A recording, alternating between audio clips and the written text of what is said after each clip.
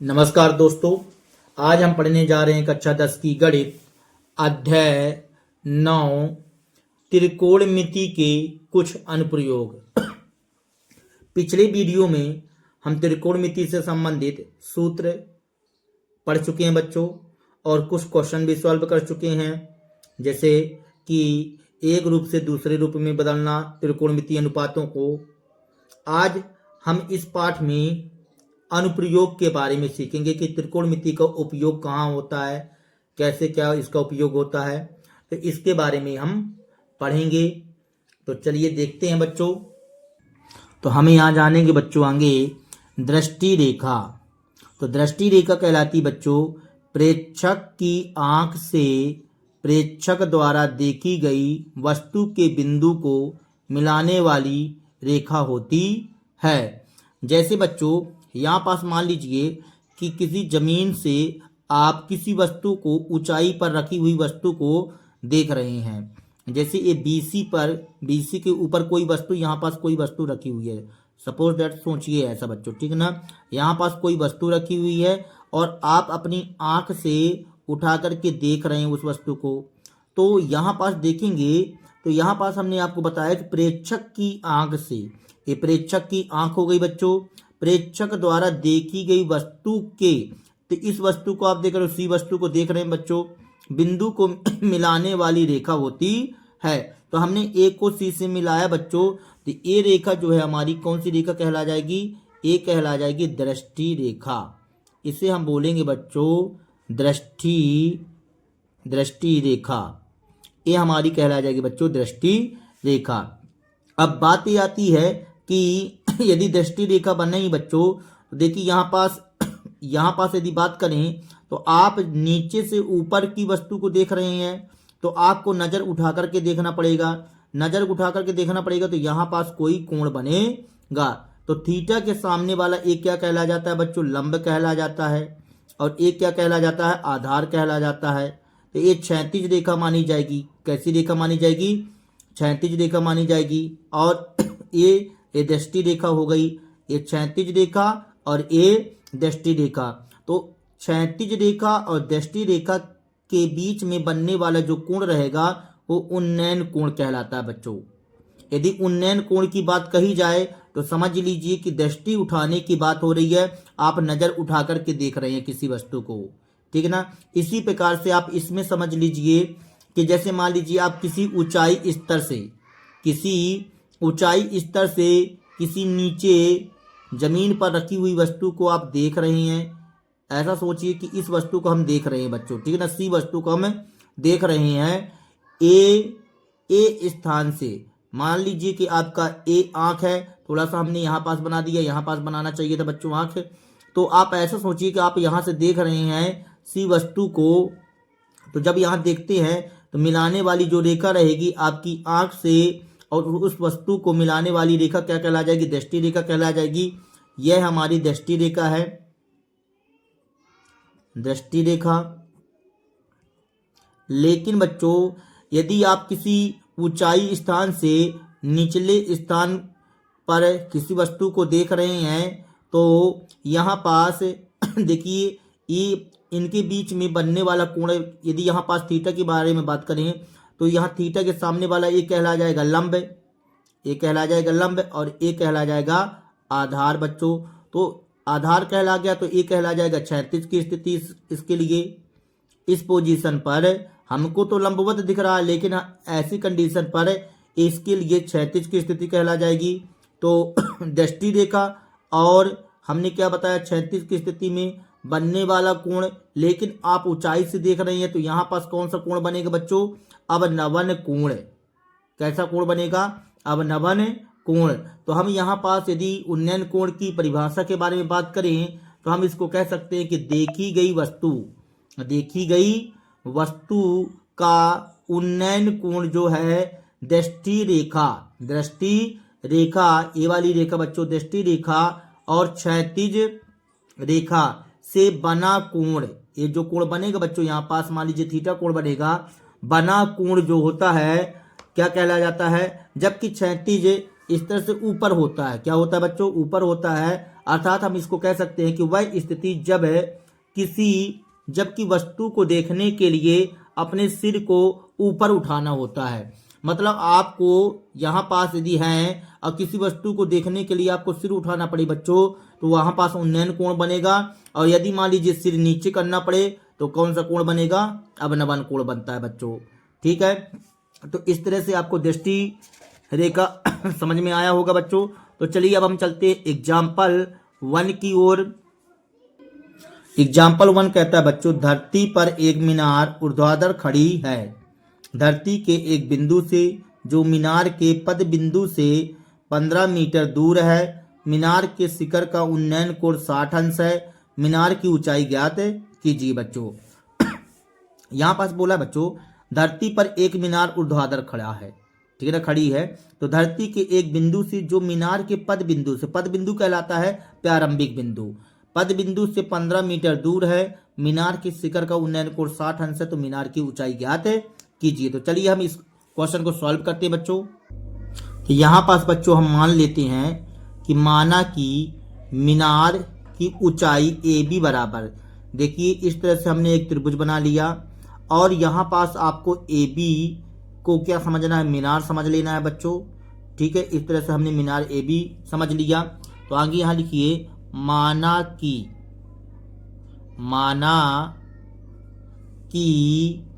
मीनार, यहां लिखते हैं मीनार ए बी की ऊंचाई, माना कि मीनार ए बी की ऊंचाई बराबर हम एच मीटर मान लेते हैं बच्चों, एच मीटर मान लिए। तथा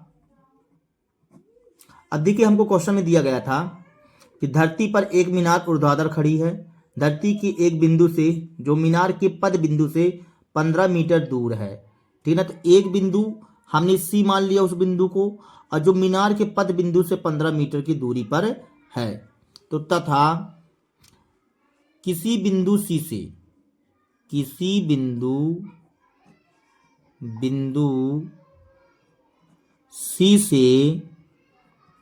सी से मीनार के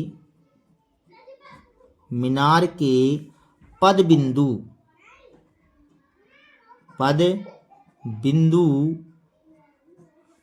क्या कहला गया बच्चों? बी कहला गया। पद बिंदु बी तक की दूरी BC बराबर हमें दिया गया है। BC बराबर कितने मीटर? 15 मीटर दिया गया है। ये हमने लिख दिया 15 मीटर बच्चों, ठीक है। और हमें बोला गया है कि मीनार के शिखर का उन्नयन कोण 60 अंश है। मीनार के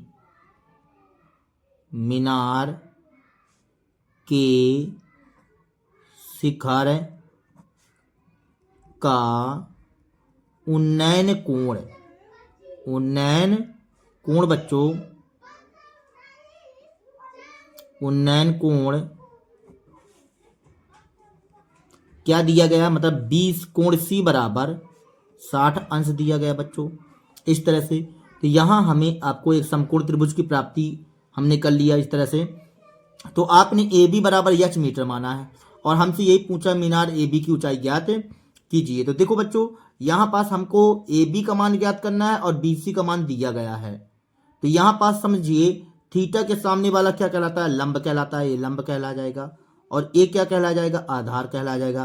तो लंब बटे आधार किस में रहता है बच्चों? 10 में रहता है। तो हम यहाँ पास लिखेंगे समकोण त्रिभुज ABC में, समकोण त्रिभुज ABC में, समकोण त्रिभुज ABC में आप यहां लगा दीजिए बच्चों tan थीटा। क्या लगा देंगे? tan theta. तो देखेंगे tan थीटा, तो थीटा की जगह हमें क्या दिया गया? 60 दिया गया बच्चों, तो हमने 60 अंश लगा दिया, ठीक है। लंब बटे आधार होता है, मतलब AB बटे क्या आ जाएगा? BC आ जाएगा बच्चों। अब आप हमको यहां से ये बताइए, यदि आपको मान याद है अच्छी तरह से, तो tan 60 का मान कितना रहता है बच्चों? tan 60 का मान होता है √3। तो ये हमने लिख दिया √3। ए बी का मान क्या हमें पता है, आपने एच माना है तो एच लिख दिए। और बी सी का मान कितना है बच्चों, बी सी का मान 15 तो हमने 15 कर दिया।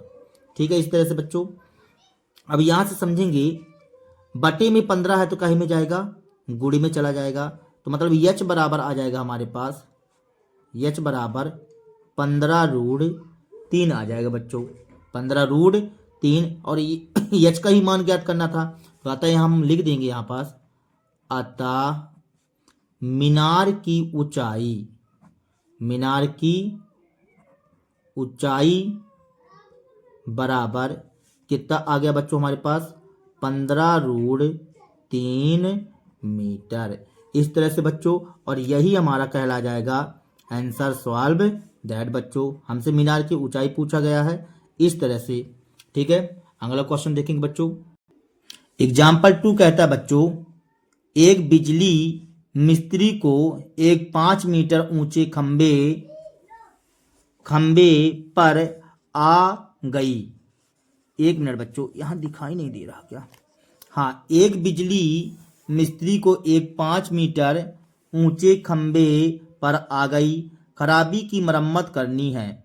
मरम्मत का काम करने के लिए उसे खंबे के शिखर से 1.3 मीटर नीचे एक बिंदु तक पहुंचना चाहती है। देखिए आकृति 9.5 में कहता है यहाँ तक पहुंचने के लिए प्रयुक्त सीढ़ी की लंबाई कितनी होनी चाहिए जिससे कि 36 से 60 अंश के कोण से झुकाने पर वह अपेक्षित स्थिति तक पहुंच जाए।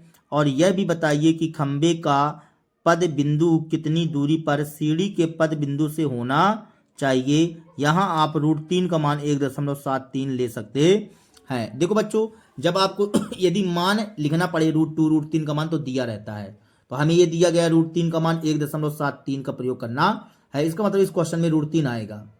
ठीक है बच्चों, तो हमें दिया गया है इस तरह से खंबा दिया गया बच्चों, ठीक है ना, एक खंबा दिया गया, चित्र बना हुआ है और ये सीढ़ी लगी हुई है। तो एक बार क्वेश्चन को फिर से समझ लेते हैं थोड़ा सा। एक बिजली मिस्त्री को एक 5 मीटर ऊंचे खंबे पर आ गई, खराबी की मरम्मत करनी है। तो एक 5 मीटर ऊंचा खंबा है और उसमें खराबी आ जाने की वजह से क्या करना है बच्चों, मरम्मत करना है। तो मरम्मत का काम करने के लिए उसे खंबे के शिखर से 1.3 मीटर नीचे एक बिंदु तक पहुंचना चाहती है।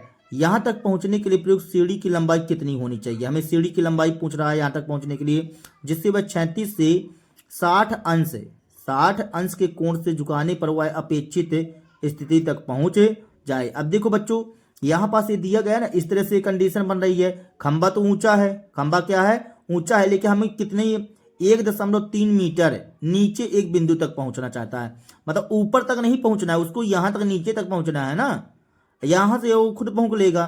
तो यहां तक की दूरी के लिए बात कर रहा है। अब कह रहा है कि वह यह भी बताइए खंबे के पद बिंदु से कितनी दूरी पर सीढ़ी के पद बिंदु से होना चाहिए। तो चलिए इस क्वेश्चन को सॉल्व करते हैं बच्चों, सॉल्व करते हुए बताते हैं आपको हल करते हुए। तो देखेंगे बच्चों, इस तरह से हमने चित्र बना लिया है। हमें क्वेश्चन में बोला गया है कि ये जो खंबा है, हम मान लेते हैं कि यह ए बी जो खंबा है, इसकी टोटल ऊंचाई दिया गया बच्चों, हमें कितनी मीटर दिया गया, 5 मीटर। इसकी ऊंचाई दी गई है बच्चों 5 मीटर। इसकी टोटल ऊंचाई दी गई है बच्चों कितने मीटर, 5 मीटर। इस खंबे की ऊंचाई 5 मीटर दी गई है। अब क्वेश्चन में ये बोला है कि जैसे ऊपर से नीचे आना है कितना, 1.3 मीटर बच्चों, ऊपर से नीचे 1.3 मीटर बोला है। यहां से यहां तक में कितना बोला, 1.3 मीटर।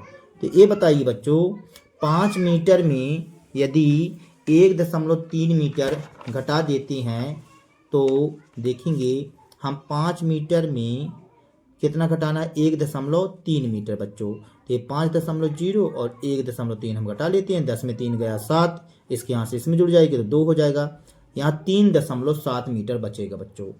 तो मतलब इसकी जो लंबाई हो गई, इसकी लंबाई मतलब जहाँ तक आपको सीढ़ी करना है, तो यहाँ से यहाँ तक की लंबाई कितनी कहला जाएगी बच्चों, 1.7 मीटर। 3.7 मीटर बच्चों। इसकी लंबाई कितनी हो गई? 3.7 मीटर। 3.7 मीटर। अब आपसे पूछा गया है कि सीढ़ी की लंबाई बताइए। जो सीढ़ी लगेगी तो हमें सीढ़ी ज्ञात करना है, और साथ में ये भी बोला है कि खंबे के पद बिंदु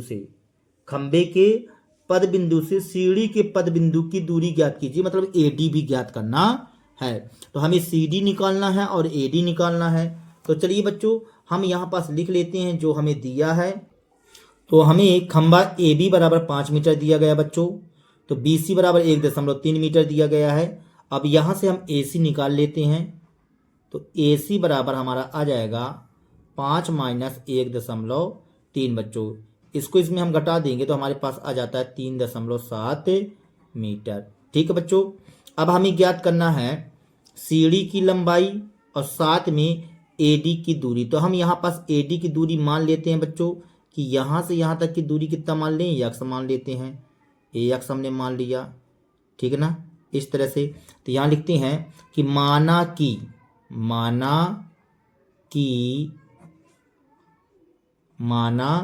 कि और इसको भी मान लीजिए, इसको y मान लेते हैं। इस तरह से हमने y मान लिया। माना कि सीढ़ी सीडी की लंबाई बराबर y मीटर। इस तरह से बच्चों। तथा खंबे के पद बिंदु से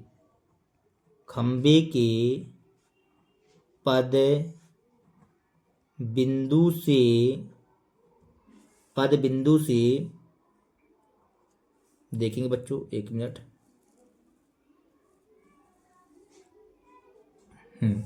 पद बिंदु से, ये पद बिंदु कहला गया खंबे का, तथा सीढ़ी के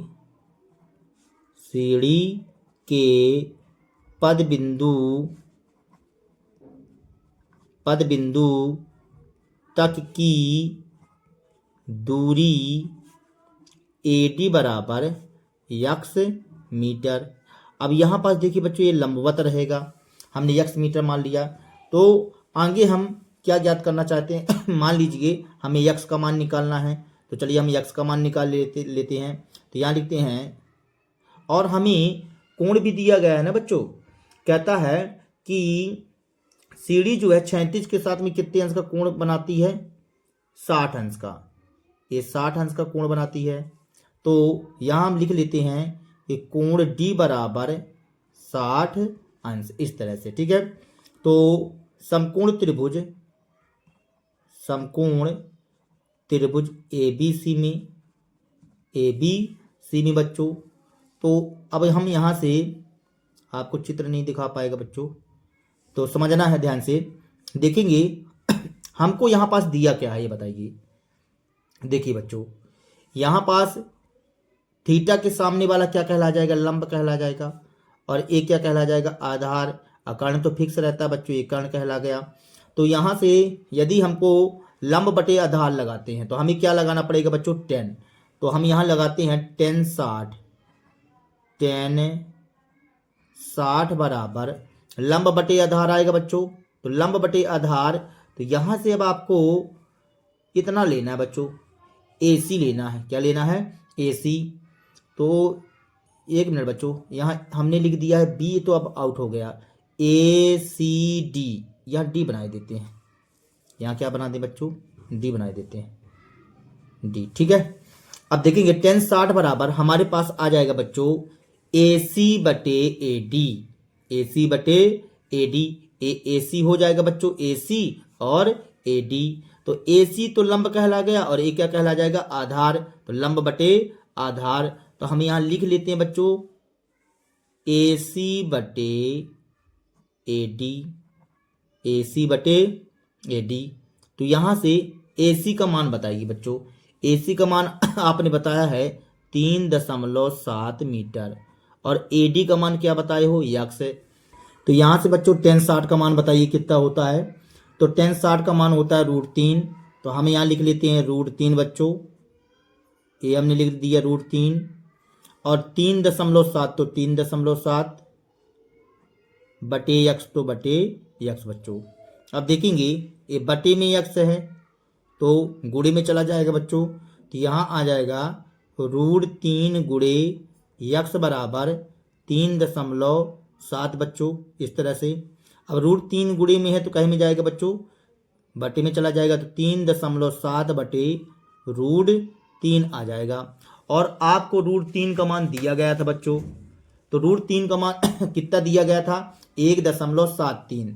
तो यहाँ से आप चेंज कर लीजिए, देखिए 3.7 बटे √3 का मान 1.73 बच्चों, इस तरह से हमने कर दिया। अब आप यहाँ क्या कीजिए, इसका दशमलव हटा लो बेटा, तो ये हमने यहाँ 37 लिखा बटे दशमलव के पहले 1, दशमलव के बाद जितने अंक उतने 0, तो इसका 10 आ गया। इसको हमने लिख दिया 173, क्या लिख दिया 173, तो इसका दशमलव हटाएंगे, दशमलव के पहले 1, दशमलव के बाद जितने अंक उतने 0, 1 0 से 1 0 कट जाएगा बच्चों, तो यहाँ x बराबर आ जाएगा हमारे पास 370 बटे 173, 173 आ जाएगा बच्चों, देखेंगे इस तरह से। अब 370 में आप 173 का भाग करेंगे तो ये लगभग कुछ इतना आएगा बच्चों, 2.14, 2.14 आ जाएगा, वो भी कहीं में आएगा लगभग में बच्चों, ठीक है ना, लगभग। इस तरह से हमारे पास किसका मान आ गया, x का मान आ चुका है बच्चों। अब हमें y का मान निकालना है। ये x क्या कहलाया, ये कहलाया खंबे के पद बिंदु से सीढ़ी के पद बिंदु तक की दूरी 2.14 मीटर आएगा। हम लास्ट में इसका आंसर बता देंगे। अब देखिए हमें क्या निकालना था, सीढ़ी की ऊंचाई निकालना था बच्चों, सीढ़ी की लंबाई ज्ञात करनी। तो सीढ़ी आपने किसको माना था, सीढ़ी आपने माना था CD को। किसको माना था बच्चों, CD को आपने सीढ़ी माना था, देखेंगे इस तरह से। यहाँ पास आपने सीढ़ी माना था CD को, ये CD है आपकी, तो यहाँ पास आपको क्या दिया गया है, लंब दिया गया और कर्ण दिया गया है। तो लंब और कर्ण में रिश्ता निभाएंगे तो sin 60 बनेगा बच्चों। तो sin 60 बराबर आ जाएगा हमारे पास AC बटे CD, AC बटे CD। तो हम यहाँ पास कर रहे हैं बच्चों, देखेंगे यहाँ हम लिख रहे हैं sin 60 बराबर AC बटे CD, AC बटे CD।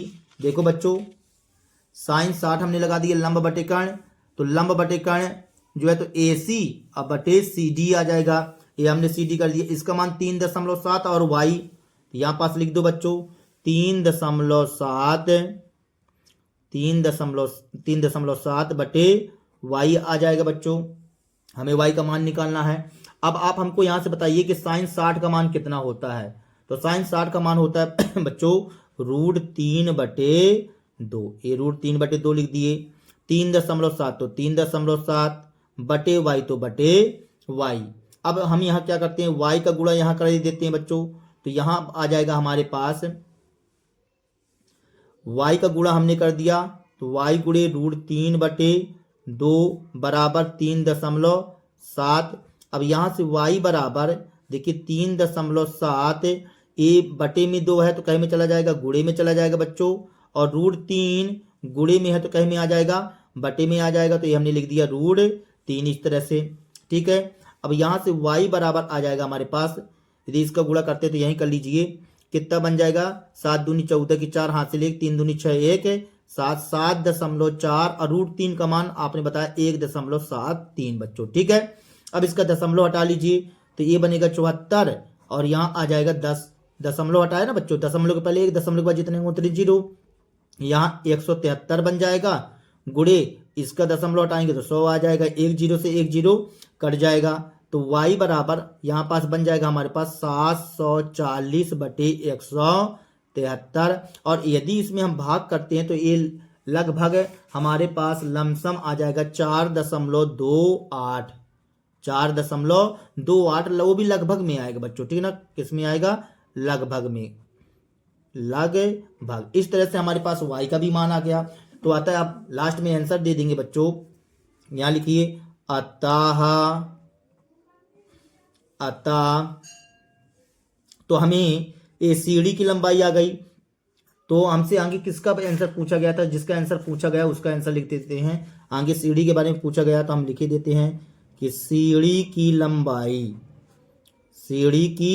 लंबाई बराबर 4.28 मीटर, वो भी किस में बच्चों, लगभग में, लगभग। और हमसे ये पूछा गया था खंबे के पद बिंदु से, खंबे के पद बिंदु से पूछा गया था, खंबे के पद बिंदु से, हाँ, खंबे के पद बिंदु से और सीढ़ी के पद बिंदु तक की दूरी, खंबे के पद बिंदु से सीढ़ी के पद बिंदु तक की दूरी बराबर कितना बच्चों कितना निकाले थे, 2.14 मीटर बच्चों, इस तरह से। ठीक है, आंसर सॉल्व दैट, और वो भी किस में रहेगा बच्चों, लगभग में, लगभग में। ठीक है बच्चों, तो आज के लिए फिलहाल इतना ही बच्चों। यदि हमारा वीडियो आप लोगों को पसंद आया हो तो कृपया चैनल को सब्सक्राइब कीजिए, लाइक कीजिए एवं शेयर कीजिए बच्चों। मिलते हैं अगले वीडियो पर, तब तक के लिए जय हिंद बच्चों।